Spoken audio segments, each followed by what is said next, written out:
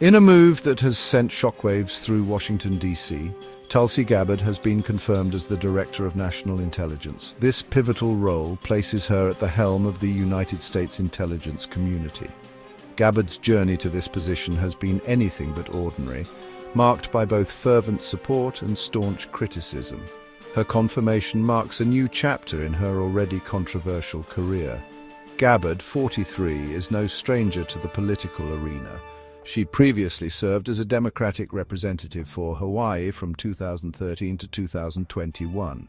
Her time in Congress was marked by outspoken views and a willingness to challenge the Democratic establishment. In 2020, she launched a bid for the Democratic presidential nomination. Her campaign, while ultimately unsuccessful, further solidified her reputation as a maverick willing to break from party lines. Gabbard's political trajectory took a sharp turn in 2022 when she made the bombshell decision to leave the Democratic Party. Citing what she called a radical woke ideology, she publicly denounced her former party. In a move that surprised many, she endorsed Donald Trump in the 2022 midterm elections and subsequently joined the Republican Party.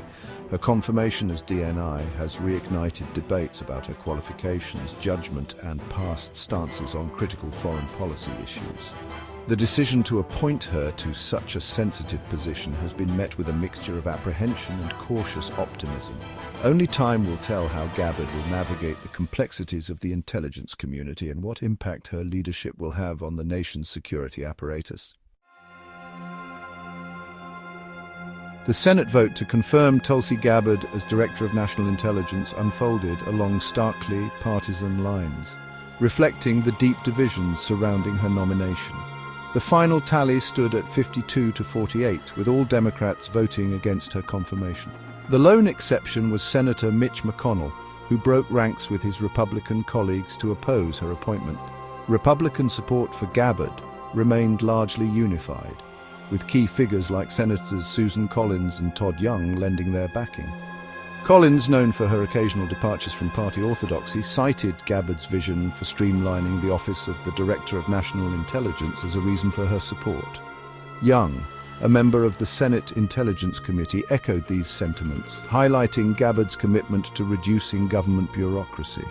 Despite initial reservations from some Republicans on the Intelligence Committee regarding Gabbard's past statements and perceived lack of experience, the nomination ultimately moved forward. Sources suggest that a combination of factors, including follow-up responses from Gabbard, addressing concerns and pressure from Trump allies, swayed hesitant Republicans to support her confirmation. Democratic opposition, however, remained resolute. Senate Majority Leader Chuck Schumer delivered a scathing critique of Gabbard on the Senate floor, accusing her of trafficking in falsehoods and conspiracy theories. He argued that her past statements and actions demonstrated a concerning lack of judgment, rendering her unfit for a position that demands unwavering commitment to truth and objectivity. Tulsi Gabbard's path to becoming Director of National Intelligence has been unconventional, marked by both military service and a tumultuous political career.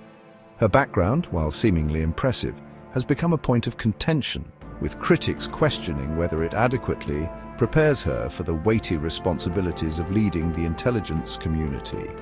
Gabbard enlisted in the Hawaii Army National Guard in 2003, driven by a sense of duty following the September 11th terrorist attacks. Her service included 2 deployments to the Middle East, experiences that she has frequently cited as shaping her worldview.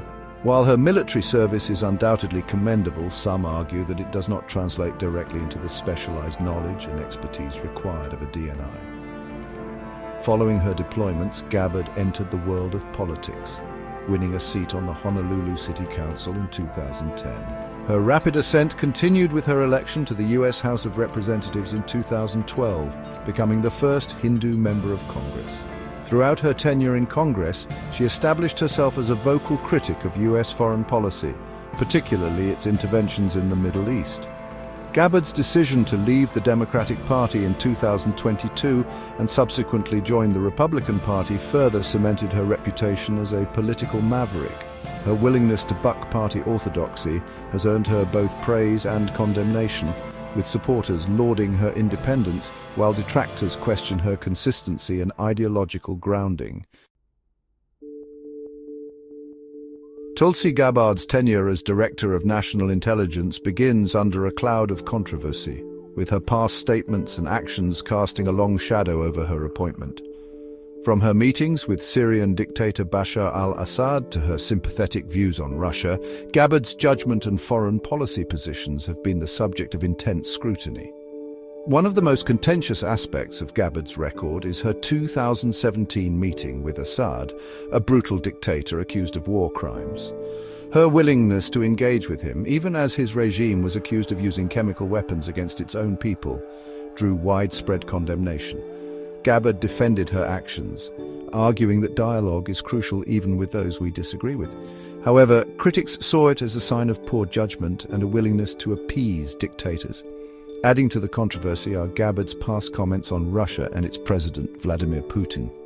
Her skepticism of US intelligence assessments regarding Russian interference in the 2016 election and her calls for a more conciliatory approach towards Moscow have raised concerns about her ability to objectively assess threats from Russia. Her initial support for Edward Snowden, a former NSA contractor who leaked classified information, and her subsequent reversal on pardoning him, further fueled accusations of inconsistency and a lack of clear convictions. Supporters of Gabbard's appointment point to her military service and her commitment to reducing the size and scope of the intelligence community as evidence of her qualifications. They argue that her experience in uniform and her outsider status will bring a fresh perspective to the role. However, critics remain unconvinced, arguing that her controversial past and lack of intelligence experience make her unfit to lead the nation's intelligence apparatus. The implications of Gabbard's confirmation as DNI are far-reaching. Her leadership will undoubtedly shape the priorities and direction of the intelligence community for years to come.